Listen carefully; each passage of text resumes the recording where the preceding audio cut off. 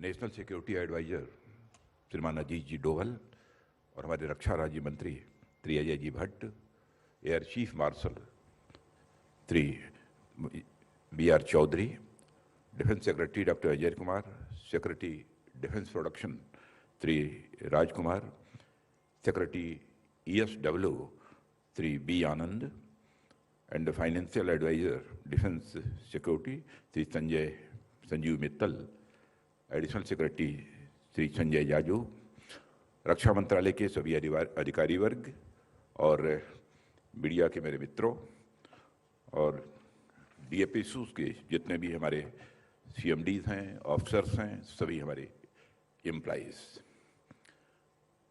सबसे पहले मैं इस मंच के माध्यम से सभी देशवासियों को विजयदशमी की हार्दिक शुभकामनाएं देता हूं। हमारे देश में विजयदशमी के पर्व का क्या महत्व है, यह बतलाने की आवश्यकता नहीं है। हम अपनी कमियों को दूर कर, अपने अंदर सुधार कर लोकहित के साथ समृद्धि की ओर बढ़ते हैं, इसका यह प्रतीक माना जाता है विजयदशमी का पर्व। बुराइयों पर अच्छाइयों के विजय का यह पर्व है विजयदशमी का पर्व। और इसे मैं सौभाग्य मानता हूं कि जिस दिन आज हमारे आदरणीय प्रधानमंत्री जी के द्वारा ये हमारी 7 public sector undertakings ordinance active board की, जिनको राष्ट्र को समर्पित किया जा रहा है, आज ही के दिन भारत के पूर्व राष्ट्रपति और चेयरमैन DRDO जो पहले रहे हैं, ऐसे श्री APJ अब्दुल कलाम साहब का आज जन्मदिन भी है। इस अवसर पर मैं उनकी स्मृति को नमन करता हूं।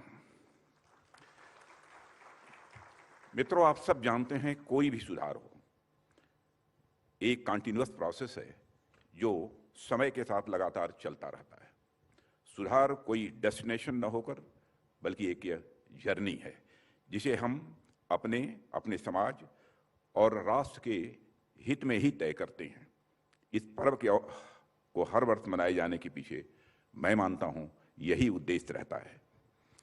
आज उसी सुधारात्मक परिवर्तन के क्रम में 7 नई DPSUs, MIL, Avani and all India, TCL, YIL, IOL, GIL को आदरणीय प्रधानमंत्री जी के द्वारा राष्ट्र को समर्पित किया जा रहा है। अपने नए उद्देश्यों को पाने के लिए ऐसे सुधार का इससे अच्छा अवसर शायद ही कोई और हो सकता है। इसके लिए मैं एक बार फिर इस नई यात्रा की शुरुआत के लिए आप सभी को हार्दिक बधाई देता हूं और साथ ही अपनी हार्दिक शुभकामनाएं भी देता हूं। साथियों, हमारे देश की आत्मनिर्भरता के लक्ष्य को पूरा करने में डिफेंस मैन्युफैक्चरिंग एक की सेक्टर है। आप सभी अवगत हैं कि हमारी डिफेंस इंडस्ट्री ने हाल ही के कुछ वर्षों में न केवल सेल्फ रिलायंस की ओर बल्कि उससे कहीं आगे बढ़ते हुए डिफेंस एक्सपोर्ट्स में भी ऐसी ऊंचाइयां छुई हैं जो अब तक कभी संभव नहीं हो सकी थी। आज हमारा देश अपनी पूरी क्षमता और पोटेंशियल के साथ दुनिया भर के लिए डिफेंस मैन्युफैक्चरिंग हब के रूप में सामने आने के लिए पूरी तरह से तैयार है। हमारा उद्देश्य पब्लिक और प्राइवेट सेक्टर की एक्टिव पार्टिसिपेशन के साथ डिफेंस सेक्टर में डिजाइन से लेकर प्रोडक्शन और एक्सपोर्ट के क्षेत्र में भारत को दुनिया के शीर्ष देशों में लाकर खड़ा करना है। यह हमारा उद्देश्य है। 2014 में देश की सेवा का अवसर मिलने के साथ ही हमने अपनी पुरानी चली आ रही बिजनेस प्रैक्टिसेस और ग्लोबल मार्केट में अपनी जगह बनाने के लिए आवश्यक मॉडर्न प्रैक्टिसेस के गैप को देखा, भली बात समझा भी और उसे भरने का हमने प्रयास भी किया। इन वर्षों में सरकार ने ऐसे कदम उठाए जिन्होंने हमारे डिफेंस सेक्टर की पूरी तस्वीर ही बदल दी है। साथियों, इन वर्षों में किए गए प्रयासों से आज हमारा डिफेंस सेक्टर सेल्फ रिलायंस और मेक फॉर द वर्ल्ड की राह पर तेजी से चल निकला है। रक्षा मंत्रालय ने एरोस्पेस और डिफेंस गुड्स एंड सर्विसेज में वर्ष 2024 तक 1,75,000 करोड़ रुपए का टर्नओवर हासिल करने का लक्ष्य रखा है, जिसमें 35,000 करोड़ रुपए का एक्सपोर्ट भी शामिल है। 2014 के बाद से हमारे आदरणीय प्रधानमंत्री मोदी जी के नेतृत्व में भारत सरकार ने एक्सपोर्ट और एफडीआई के लिए एक अनुकूल इकोसिस्टम बनाने और इंडिजिनस प्रोडक्ट्स की मांग को प्रोत्साहन प्रदान करने के लिए डिफेंस सेक्टर में कई सुधार किए हैं। इसके अलावा डिफेंस मैन्युफैक्चरिंग यूनिट्स स्थापित करने, ज्वाइंट वेंचर विकसित करने और डिफेंस सेक्टर में प्राइवेट पार्टिसिपेशन के साथ साथ एक्सपोर्ट को बढ़ावा देने के लिए सरकार हर संभव प्रयास कर रही है। नई डिफेंस एक्विजिशन प्रोसीजर, जिसे डीएपी कहते हैं, 2020, चाहे यह हो या 209 आइटम्स की पॉजिटिव इंडिजिनाइजेशन लिस्ट हो, innovation for defence excellence initiative हो, जिसे आईडेक्स इनिशिएटिव बोलते हैं, मेक प्रोसीजर का सिंप्लीफिकेशन हो, या एमएसएमईज के लिए डेडिकेटेड बजट हो, या फिर उत्तर प्रदेश और तमिलनाडु राज्यों में 2 डिफेंस इंडस्ट्रियल कॉरिडोर्स का डेवलपमेंट हो, यह सभी डिफेंस सेक्टर में सेल्फ रिलायंस की दिशा में एक बहुत बड़े कदम हैं।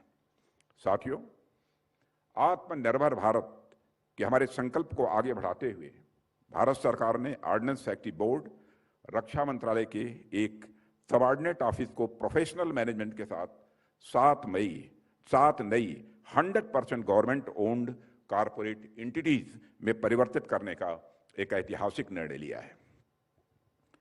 और ऑर्डिनेंस फैक्ट्रीज का 200 साल से अधिक का एक गौरवशाली इतिहास है। और मैं मानता हूं कि इस ऑर्डिनेंस फैक्ट्री का इस देश की सुरक्षा में एक बहुत बड़ा योगदान है। उनका इंफ्रास्ट्रक्चर और स्किल्ड मैन पावर देश के लिए एक महत्वपूर्ण और स्ट्रेटेजिक एसेट है। हालांकि पिछले कुछ दशकों में सशस्त्र बलों द्वारा ऑर्डिनेंस फैक्ट्री बोर्ड उत्पादों की हाई कॉस्ट और इनकंसिस्टेंट क्वालिटी और सप्लाई में देरी से संबंधित चिंताओं को भी उठाया गया है। एक सरकारी विभाग के रूप में ओएफबी को प्रॉफिट दिखाने की कोई अकाउंटेबिलिटी नहीं होती थी और इसीलिए मुनाफा कमाने के लिए कोई इंसेंटिव भी नहीं रह गया था। साथियों, ऑर्डिनेंस फैक्ट्री बोर्ड की कार्यप्रणाली का अध्ययन पिछले 2 दशकों में विभिन्न हाई लेवल कमेटीज द्वारा किया गया। इसका उद्देश्य कामकाज में सुधार लाने और इन फैक्ट्रीज को आर्म्ड फोर्सेस की डिफेंस प्रिपेयर्डनेस के लिए आत्मनिर्भरता को बढ़ावा देना था। लिबरलाइजेशन के बाद प्राइवेट सेक्टर देश की डिफेंस प्रिपेयर्डनेस के लिए पब्लिक सेक्टर के साथ हाथ से हाथ मिलाकर काम कर रहे हैं। आज डिफेंस मैन्युफैक्चरिंग को प्राइवेट और पब्लिक सेक्टर के समन्वय के रूप में देखा जाता है। इसलिए वर्तमान परिस्थितियों में यह आवश्यक है कि फंक्शनल ऑटोनॉमी, इफिशिएंसी बढ़ाने, नई विकास क्षमता और इनोवेशन को सामने लाने और हमारी रक्षा तैयारियों में आत्मनिर्भरता में सुधार के उपाय के रूप में ऑर्डिनेंस फैक्ट्री बोर्ड को एक सरकारी विभाग से पब्लिक सेक्टर कंपनी में परिवर्तित किया जाए। इसीलिए सरकार द्वारा जुलाई 2020 में ऑर्डिनेंस फैक्ट्री बोर्ड को एक या एक से अधिक 100% गवर्नमेंट ओन्ड कारपोरेट एंटिटीज में परिवर्तित करने का निर्णय लिया गया।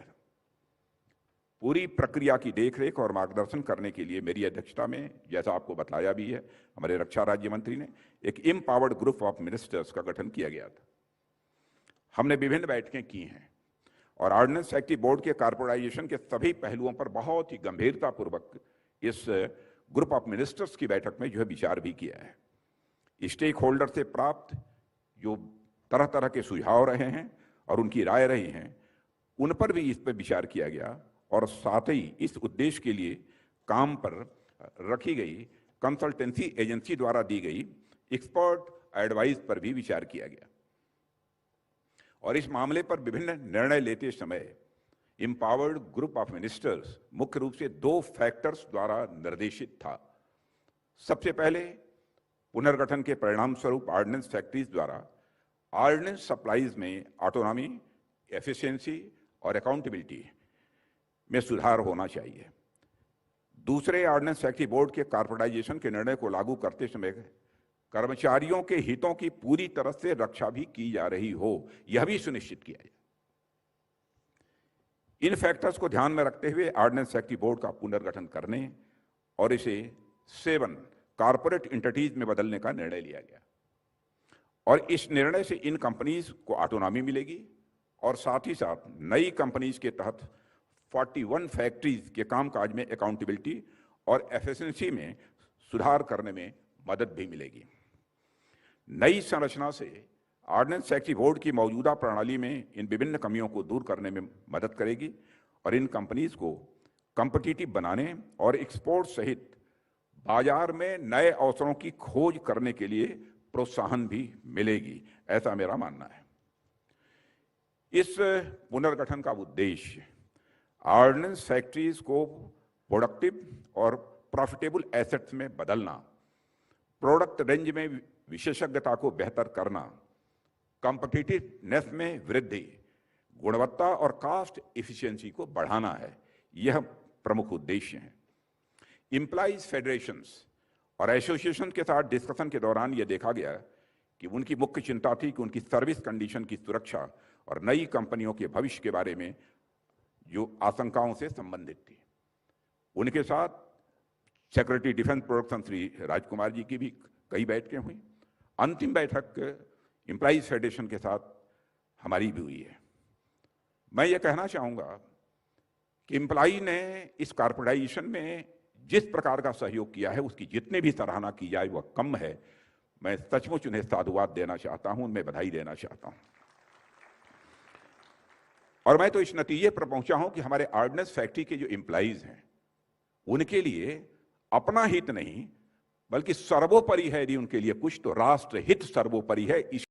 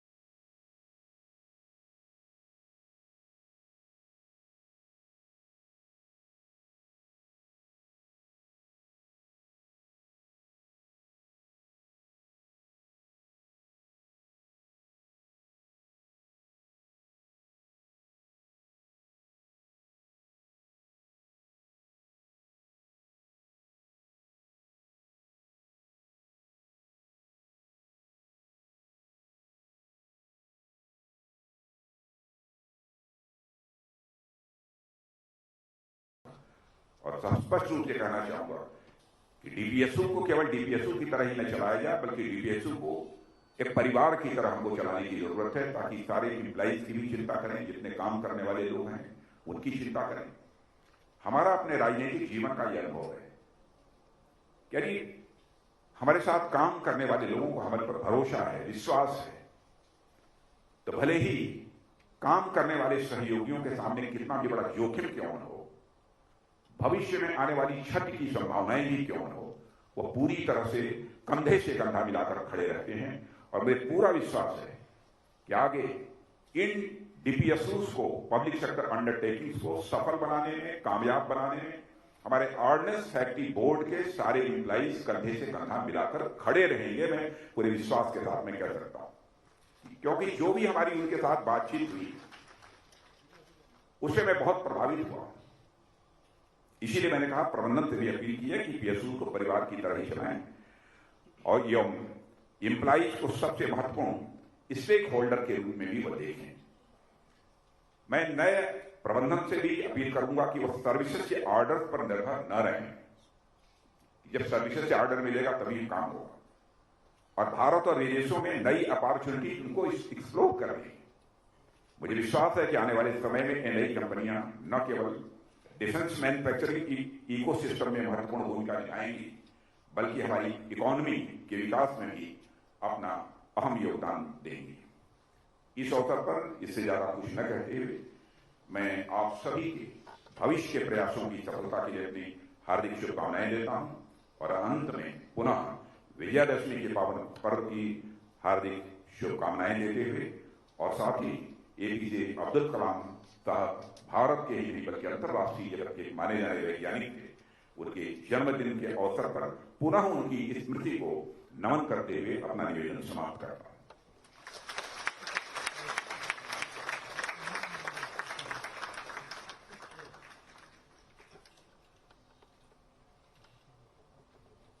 Thank you, sir, for unleashing a new potential for growth and innovation for our nation's defense ecosystem.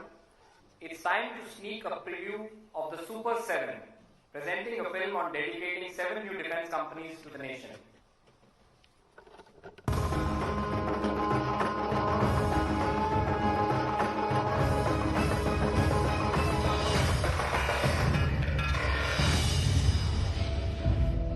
The Government of India has brought in long-awaited reforms in defense production by creating 7 new defense companies as replacement to the Ordnance Factory Board. Presenting to you the 7 new companies.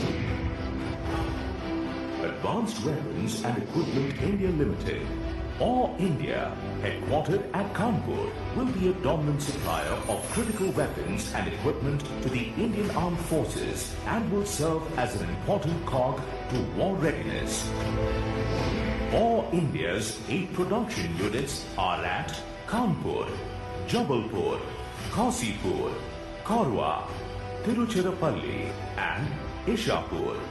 All India has an expertise in manufacturing rifles, naval guns, armored vehicle gun system, rocket launchers, machine guns, shotguns, grenade launchers, carbines, mortar, sniper rifles, anti-material rifles, and pistols and revolvers. All India's aim to grow and assist India in achieving self-reliance in weapons and equipment, increase product diversification and export. It currently attains revenue of 1,660 crore rupees and is expected to attain a revenue of 4,000 crore rupees by 2024-25.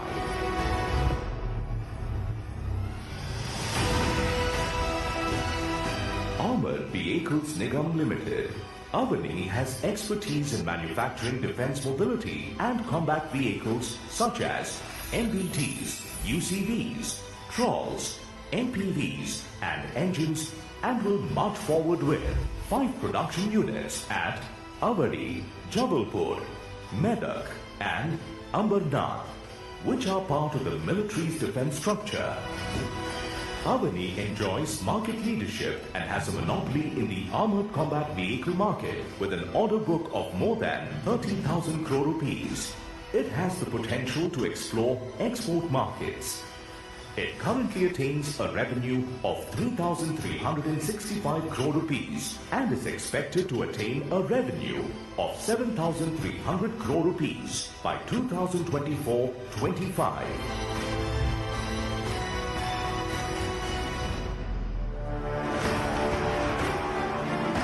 Munitions India would become a primary provider of critical ammunition to the Indian Armed Forces and be an enabler for national security and operational readiness.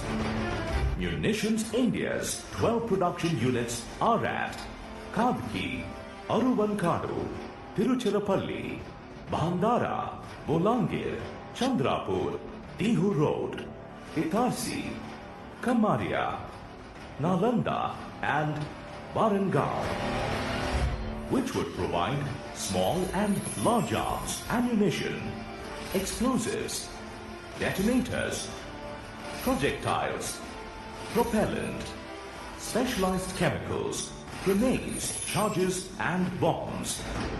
Munitions India enjoys a monopoly within its product portfolio and has a large potential for growth by producing import substitutes. It currently attains a revenue of 4,752 crore rupees and is expected to attain a revenue of 11,100 crore rupees by 2024-25.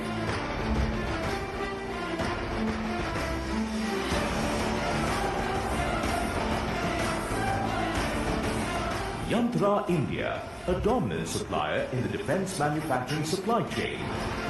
Yantra India's 8 production units are at Jabalpur, Ambernath, Ambajhari, Bhusawal, Dumdum, Katni and Muradnagar, which would manufacture carbon fiber composites, components for medium and large caliber ammunition, components for armored vehicles, artillery guns and main battle tanks or MBTs, glass composites, aluminium alloys, etc. Yantra India is expected to contribute to nation building through product diversification in sectors such as auto components and composites and will serve as a critical cog in the defense manufacturing ecosystem. It currently attains a revenue of 1,287 crore rupees and is expected to attain a revenue of 2,400 crore rupees by 2024-25.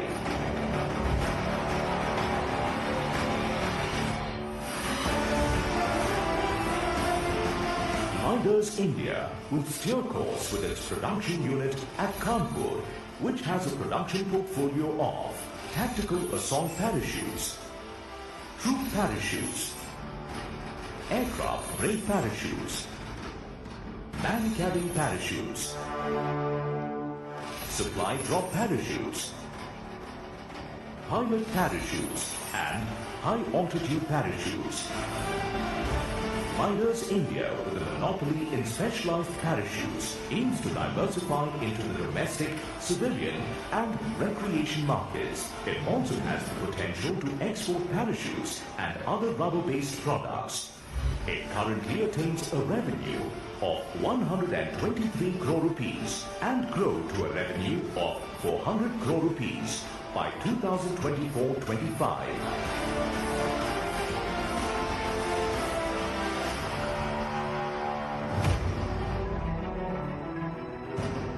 Troop Compass is a key force in India's quest for Atmanirbhar Bharat in the field of technical textiles and apparel. Troop Compass aims to protect those who protect us. Troop Compass for production units are at Awadi, Shahjahanpur, Kanpur and Hazratpur. The major products manufactured would be uniforms, tents, jackets, textile items, shoes and boot crampons. Troop Compass would play a primary role in provisioning the Indian Armed Forces with critical clothing equipment and accessories. It has the potential to diversify into broader product segments such as extreme cold climate clothing, protective textile for non-defense applications such as adventure sports. It currently attains a revenue of 776 crore rupees and is expected to attain a revenue of 1,100 crore rupees by 2024-25.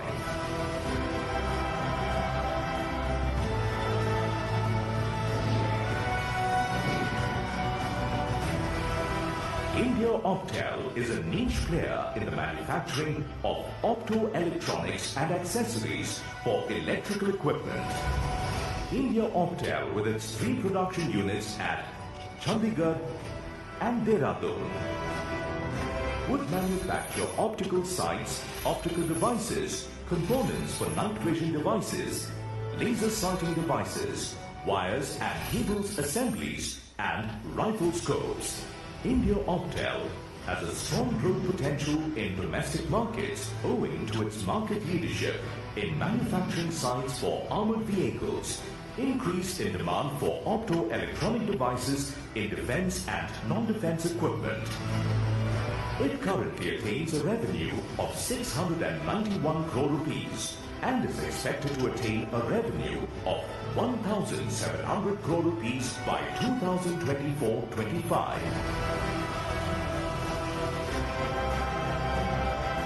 So, here they are, the 7 new companies.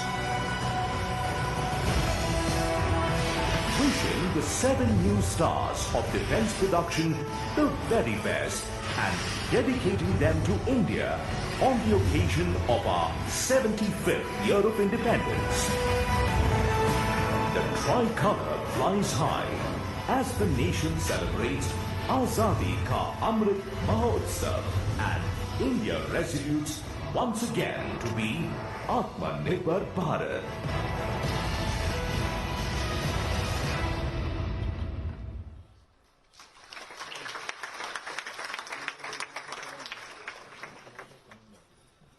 Distinguished dignitaries, ladies, gentlemen, and thousands of proud Indians connected to this ceremony through the digital media.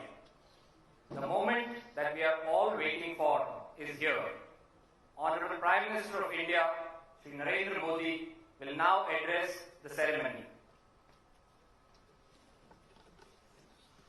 नमस्कार। राष्ट्र रक्षा में जुड़े इस महत्वपूर्ण कार्यक्रम में हमारे साथ जुड़े देश के रक्षा मंत्री श्रीमान राजनाथ सिंह जी, राज्य रक्षा मंत्री श्रीमान अजय भट्ट जी, रक्षा मंत्रालय के सभी अधिकारीगण और देश भर से जुड़े सभी साथियों, अभी 2 दिन पूर्व ही नवरात्रि के इस पावन पर्व के दरमियान अष्टमी के दिन मुझे देश को एक बहुत ही कॉम्प्रिहेंसिव प्लानिंग को लेकर के गति शक्ति इस कार्यक्रम को लॉन्च करने का अवसर मिला और आज विजयादशमी के पावन पर्व पर राष्ट्र को सशक्त बनाने के लिए, राष्ट्र को अजेय बनाने के लिए जो लोग दिन रात खपा रहे हैं, उनके सामर्थ्य में और अधिक आधुनिकता लाने के लिए एक नई दिशा की ओर चलने का अवसर, और वो भी विजयादशमी के पावन पर्व पर, ये अपने आप में ही शुभ संकेत लेकर के आता है। इस कार्यक्रम की शुरुआत भारत की महान परंपरा चलते हुए शस्त्र पूजन से की गई है। हम शक्ति को सृजन का माध्यम मानते हैं। इसी भावना के साथ आज देश अपने सामर्थ्य को बढ़ा रहा है और आप सब देश के इन संकल्पों के सारथी भी हैं। मैं आप सभी को और पूरे देश को इस अवसर पर विजयादशमी की पुनः बहुत बहुत हार्दिक बधाई देता हूं। साथियों, आज ही पूर्व राष्ट्रपति भारत रत्न डॉक्टर एपीजे अब्दुल कलाम जी की जयंती भी है। कलाम साहब ने जिस तरह अपने जीवन को शक्तिशाली भारत के निर्माण के लिए समर्पित किया, ये हम सभी के लिए प्रेरणा है। रक्षा क्षेत्र में आज जो 7 नई कंपनियां उतरने जा रही हैं, वो समर्थ राष्ट्र के उनके संकल्पों को और मजबूती देगी। साथियों, इस वर्ष भारत ने अपनी आजादी के 75वें साल में प्रवेश किया है। आजादी के इस अमृत काल में देश एक नए भविष्य के निर्माण के लिए नए संकल्प ले रहा है और जो काम दशकों से अटके थे, उन्हें पूरा भी कर रहा है। 41 ऑर्डिनेंस फैक्ट्रीज को नए स्वरूप में किए जाने का निर्णय, 7 नई कंपनियों की ये शुरुआत देश की इसी संकल्प यात्रा का हिस्सा है। ये निर्णय पिछले 15-20 साल से लटका हुआ था।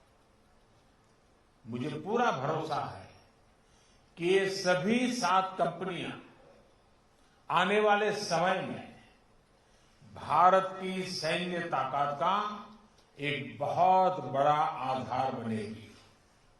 साथियों, हमारी ऑर्डिनेंस फैक्ट्रीज कभी दुनिया की शक्तिशाली संस्थाओं में गिनी जाती थी।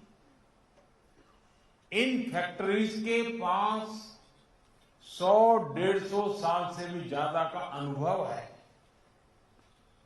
विश्व युद्ध के समय भारत की ऑर्डिनेंस फैक्ट्रीज का दमखम दुनिया ने देखा है। हमारे पास बेहतर संसाधन होते थे, वर्ल्ड क्लास स्किल होता था।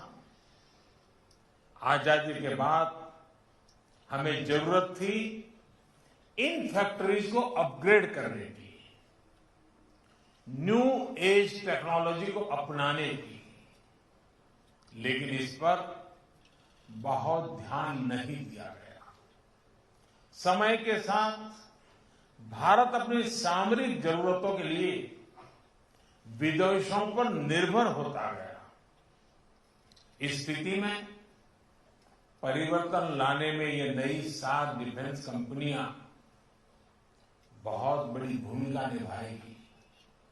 साथियों, आत्मनिर्भर भारत अभियान के तहत देश का लक्ष्य भारत को अपने दम पर दुनिया की बड़ी सैन्य ताकत बनाने का है।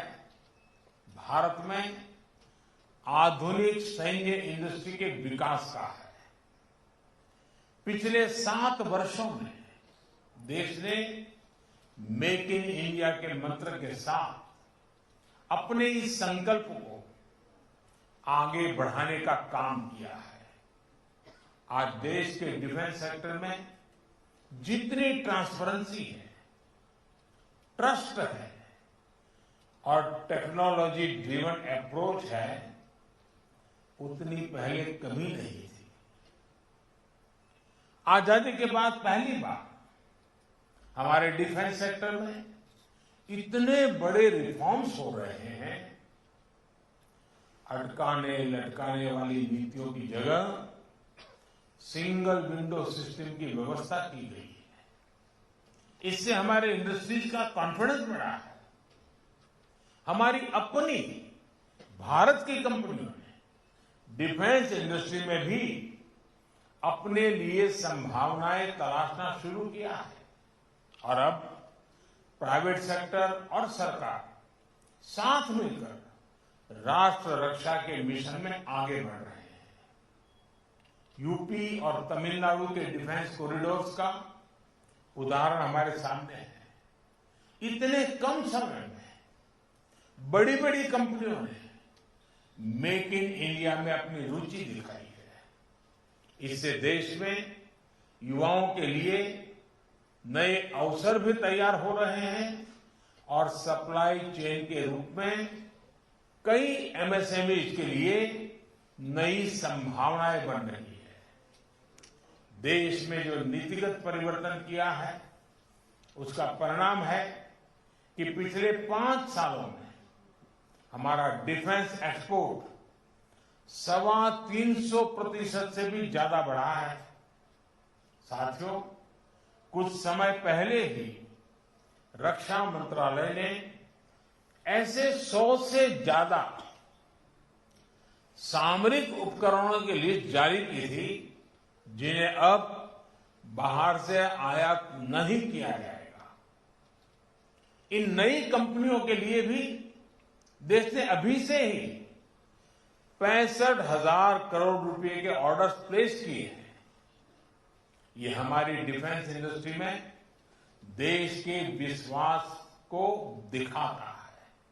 बढ़ता हुआ विश्वास नजर आ रहा है।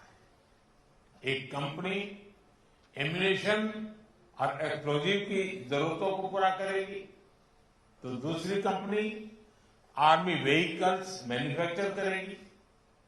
इसी तरह एडवांस वेपन्स और इक्विपमेंट हो, ट्रूप्स कंफर्ट आइटम हो, ऑप्टिकल इलेक्ट्रॉनिक्स हो या पैराशूट, हमारा लक्ष्य है कि भारत की एक एक कंपनी न केवल इन क्षेत्रों में एक्सपर्टाइज हासिल करे बल्कि एक ग्लोबल ब्रांड भी बने। कॉम्पिटिटिव कॉस्ट हमारी ताकत है। क्वालिटी और रिलायबिलिटी हमारी पहचान होनी चाहिए। साथियों, मुझे विश्वास है कि इस नई व्यवस्था से हमारे यहां ऑर्डिनेंस फैक्ट्रीज में जो टैलेंट है, जो कुछ नया करना चाहते हैं, उन्हें अपनी प्रतिभा दिखाने के लिए पूरी स्वतंत्रता मिलेगी। जब इस प्रकार के एक्सपर्टीज को इनोवेशन का अवसर मिलता है, कुछ कर दिखाने का अवसर मिलता है, तो कमाल करके दिखाते हैं। आप अपने एक्सपर्टीज से जो प्रोडक्ट बनाकर दिखाएंगे वो भारत के डिफेंस सेक्टर की क्षमता तो बढ़ाएंगे ही, आजादी के बाद जो एक गैप आ गया था उसे भी दूर करेंगे। साथियों, 21वीं सदी में कोई देश हो या कोई कंपनी, उसकी ग्रोथ और ब्रांड वैल्यू उसके रिसर्च और इनोवेशन से तय होती है। सॉफ्टवेयर से लेकर स्पेस सेक्टर तक भारत की ग्रोथ, भारत की नई पहचान इसका सबसे बड़ा उदाहरण है। इसलिए मेरा सभी 7 कंपनियों से भी विशेष आग्रह है कि रिसर्च और इनोवेशन आपके वर्क कल्चर का हिस्सा होना चाहिए, उसको प्राथमिकता मिलनी चाहिए। आपको केवल दुनिया की बड़ी कंपनियों की बराबरी ही नहीं करनी है, बल्कि फ्यूचर टेक्नोलॉजी में लीड भी लेनी है। इसलिए ये जरूरी है कि आप नया सोचें, रिसर्च ओरिएंटेड युवाओं को ज्यादा से ज्यादा मौका दें, उन्हें सोचने की पूरी छूट दें। मैं देश के स्टार्टअप से भी कहूंगा, इन 7 कंपनियों के जरिए आज देश ने जो नई शुरुआत की है, आप भी इसका हिस्सा बनिए। आपकी रिसर्च, आपके प्रोडक्ट्स कैसे इन कंपनियों के साथ मिलकर एक दूसरे की क्षमताओं से लाभान्वित हो सकते हैं, इस ओर आपको सोचना चाहिए। साथियों, सरकार ने सभी कंपनियों को एक बेहतर प्रोडक्शन एनवायरनमेंट देने के साथ साथ पूरी फंक्शनल ऑटोनॉमी भी दी है। इसके साथ ही ये भी सुनिश्चित किया गया है इन फैक्ट्रीज के कर्मचारियों के हित पूरी तरह से सुरक्षित रहें। मुझे पूरा भरोसा है कि देश को आपकी एक्सपर्टाइज का बहुत लाभ होगा और हम सब मिलकर आत्मनिर्भर भारत के अपने संकल्प को पूरा करेंगे। इसी भावना के साथ फिर एक बार आप सबको विजयादशमी की बहुत बहुत शुभकामनाएं। आप सभी का बहुत बहुत धन्यवाद।